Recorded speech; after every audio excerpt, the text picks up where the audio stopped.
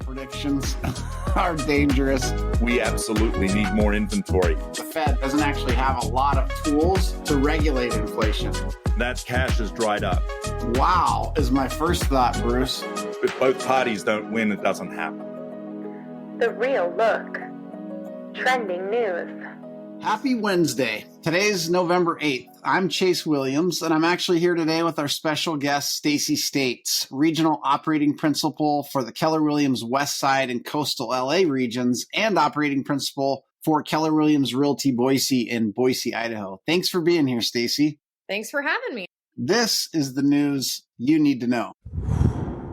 Well, Stacie, there was a huge landmark decision last week in the Sitzer Burnett case where jury awarded over $5 billion, $5.36 billion actually, in damages to home sellers. And of course, this is the trial that we've been talking about on this podcast for quite some time regarding the commissions, right? So what are your thoughts on the jury's decision to award $5.36 billion in damages to home sellers?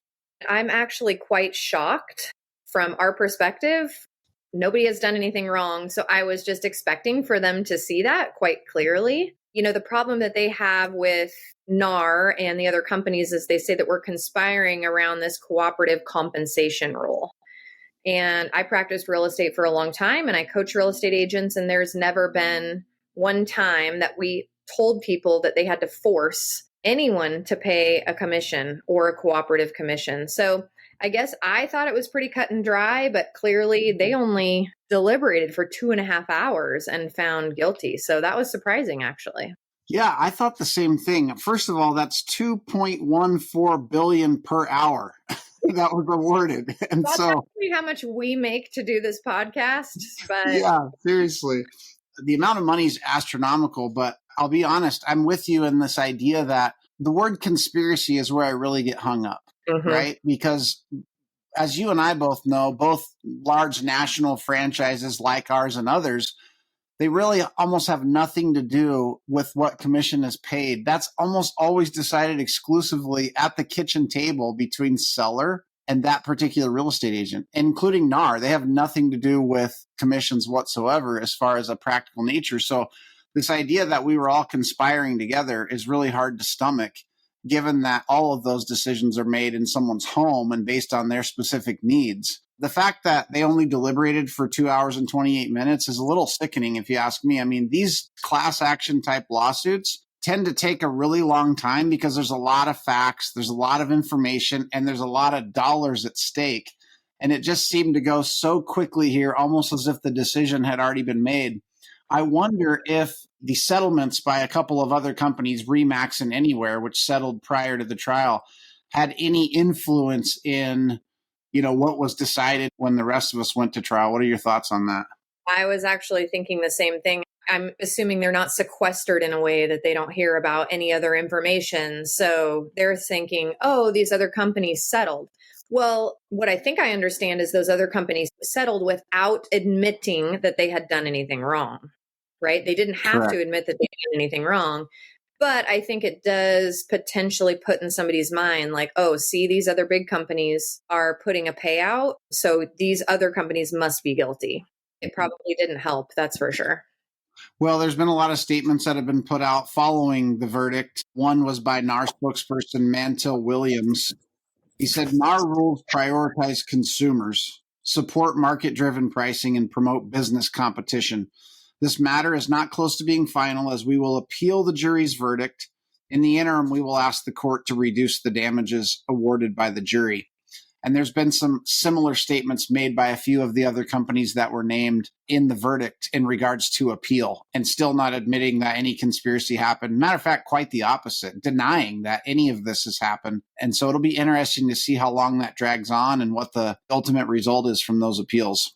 Yeah, you're right. They are saying they're going to appeal. I just thought, oh, this is going to go on for years. Who's going to win when this drags on for years and years and years? The attorneys, right? The other thing that I thought was interesting was the day after this had been announced that they sued 7 more real estate companies. Again, they're just looking, I think, for the biggest payday possible. Yeah, I think you're right. There's also a statement by our very own Daryl Frost at Keller Williams. He also said this is not the end. Keller Williams followed the law regarding cooperative compensation and stands by the evidence presented on the 100-year-old practice of sellers' agents offering commissions to other agents who help market and sell homes. So again, that's just a statement. But in practicality, if you're a real estate agent listening to this podcast and you're wondering what is going to happen, the reality right now is there's more questions than answers, and you can continue practicing real estate today just like you did yesterday. This is far from over. I would encourage you, however, to focus on the things that you can control, and none of this is inside of our control. What's inside of your control is being able to specifically communicate your value as a real estate agent, being able to ask to be compensated regardless of what side of the transaction you're on, understanding some of the objections or questions you might get when you're asking to be compensated. These are all skill-based things that you can pour your energy and effort into that no matter what happens will make you a better professional. And here's the thing, professionals always win, even when there's changes. Why? Because they pivot, they recommit themselves to expertise and mastery of new skills that they may need. So yes, there's a lot of questions out there and less answers. But if you focus your energy and effort on what you can do to become a professional and develop your skill around these areas, you're going to be just fine either way. Yeah, and I reiterated to the agents in my office to, number one, have gratitude for the people on the ground level that are working on either NAR committees or like all the stuff that moves these things forward and protects us and makes sure that the consumer is taken care of. Like gratitude for those people. And number two, like be using your forms, know what your scripts are. Because if you're explaining everything and you're showing and you're signing the forms and the clients are signing the forms, you're doing exactly the best practice. Yep. More to come on this for sure. I'm sure this story is far from over on this podcast and in the industry at large. We'll be walking around with our canes going like, I wonder what happened to that settlement. Next up in the news, an announcement that Zillow Group acquired Follow Up Boss for up to $500 million in Quest for Housing super app. Zillow Group is adding to its arsenal of agent tools and a popular customer relationship management system. This is a big number. Zillow's paying $400 million in cash up front plus an additional $100 million in cash earnout. And it looks like the co-founders and the 100 employees are going to stay on with that acquisition. I really think this is just a nod to what we already have seen happening, which is consolidation of the industry, right? I think at the end of the day, there's going to continue to be consolidation like this. And the reason is, and we've talked about on this show before, there's this race to what people see and companies see as this end-to-end platform where, you know, the consumer can remain on one platform for every piece and every step in the process, including ownership of the home and everything that comes after the transaction. That's the ultimate goal. What we've also seen is that creating and building that has proven to be much harder for anyone to do than we all thought. Hence the consolidation, right? If Zillow believes that they can go acquire a company that has a CRM or technology, in other words, that is better than what they could build on their own, you can see how much they value that, right? They probably also value the amount of customers and consumers that are using Follow Up Boss.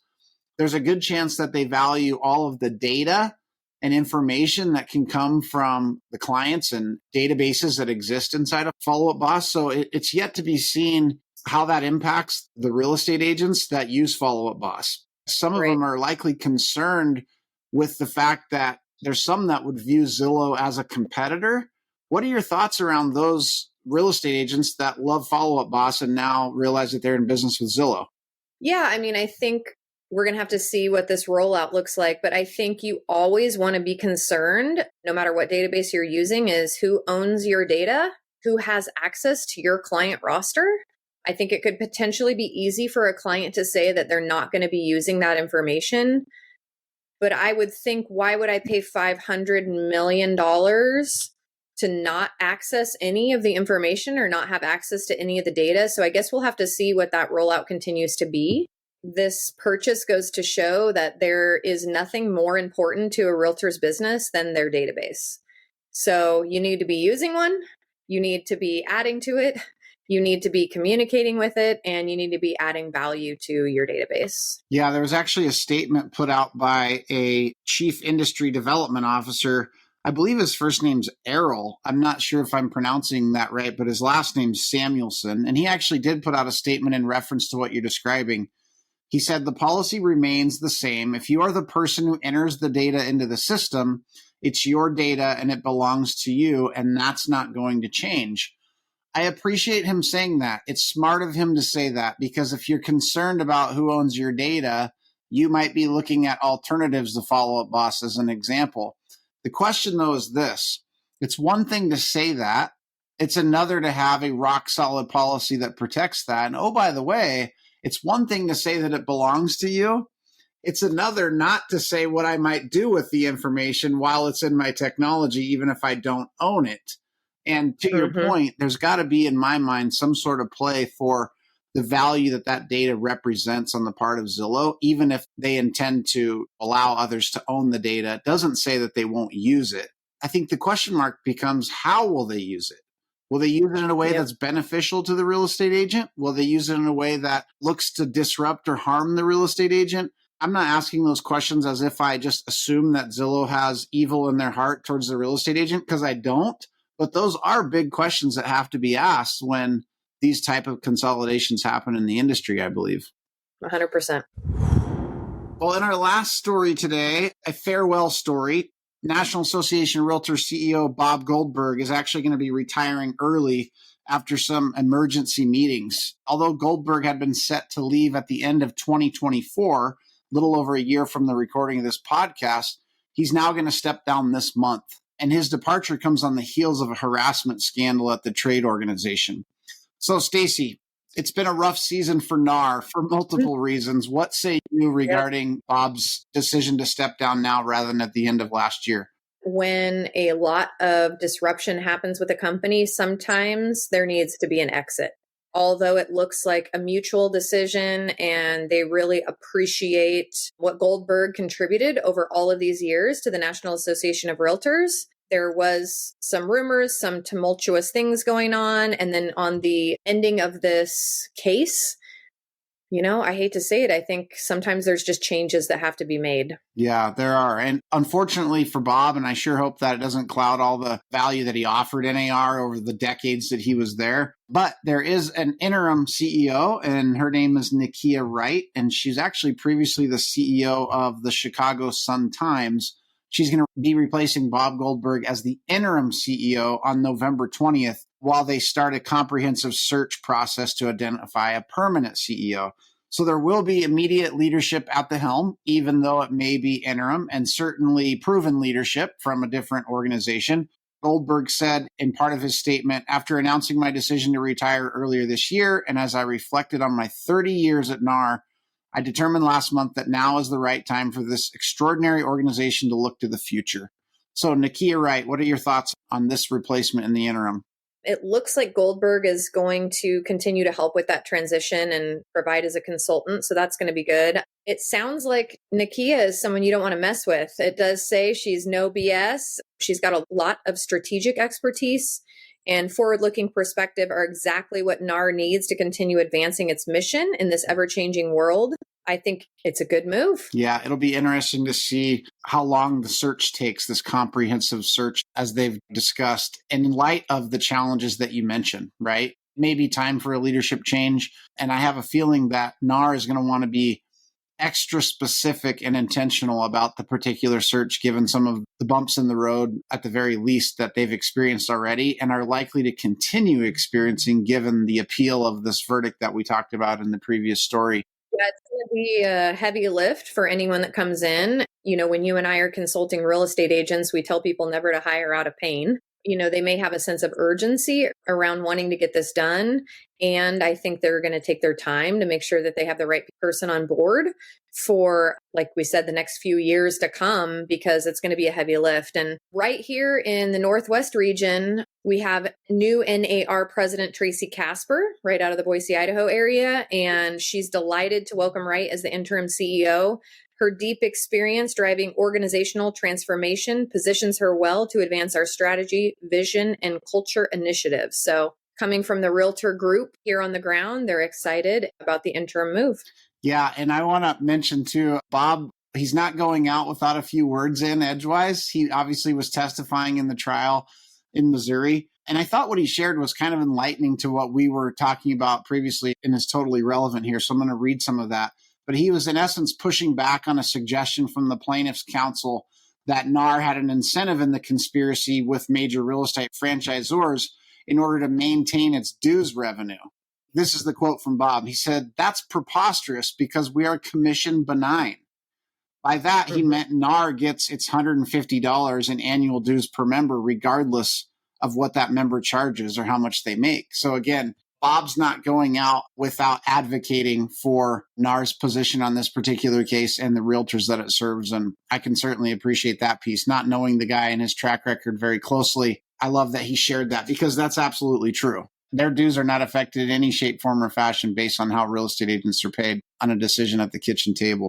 That's the news you need to know. Don't miss this Friday's Northern Lights episode where we'll interview Andrew L. Anderson, who has coached some of the top leaders in the country to break through limiting beliefs, transform their lives, and find lasting freedom. Can't wait for that episode to drop. Stacie, thanks again for joining us while Bruce is on vacay. This has been awesome. I appreciate you having me. We'll see you next time on The Real Look. This podcast is produced by Marissa Frost. Visit KWNWR.com to access the show notes from today's episode. Head over to Apple, Google, or Spotify, or really any major streaming platform to subscribe, and don't forget to leave us a review. Thanks again for listening to The Real Look.